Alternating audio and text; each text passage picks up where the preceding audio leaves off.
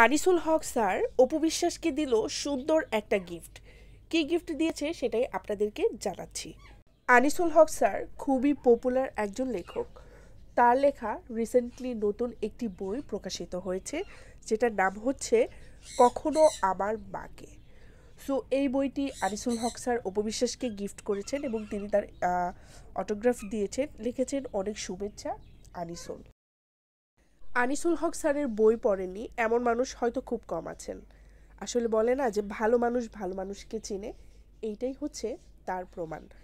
এত বড় মাপের একজন লেখক এবং আমার অনেক পছন্দের একজন লেখক, তিনি কিনা নিজে থেকে স্মরণ করে অপু বিশ্বাসকে তার লেখা বইটি পাঠিয়েছে এবং অপু বিশ্বাস খুব সুন্দর করে বলেছে যে আমি সম্মানিত বোধ করছি। আমার মনে হয় আনিসুল হক স্যার একদম পারফেক্ট মানুষকে এই বইটি দিয়েছেন, কারণ মা হিসাবে অপু বিশ্বাস কিন্তু 100-তে 100। যেহেতু বইটা মা কেন্দ্রিক, কখনো আমার মাকে, তারপরে কি আছে ভিতরের কাহিনী সেটা জানতে হলে পুরো বইটা পড়তে হবে। তো নাম দেখে টাইটেল দেখে যেটুকু বোঝা যাচ্ছে যে কখনো আমার মাকে, তারপরে কিছু একটা হবে।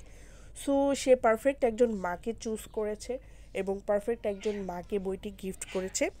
সো নায়িকা হিসাবে অপু বিশ্বাসকে নিয়ে অনেকের কমপ্লেন থাকলেও মা হিসাবে অপু বিশ্বাসকে নিয়ে কিন্তু কারো কোনো কমপ্লেন নেই।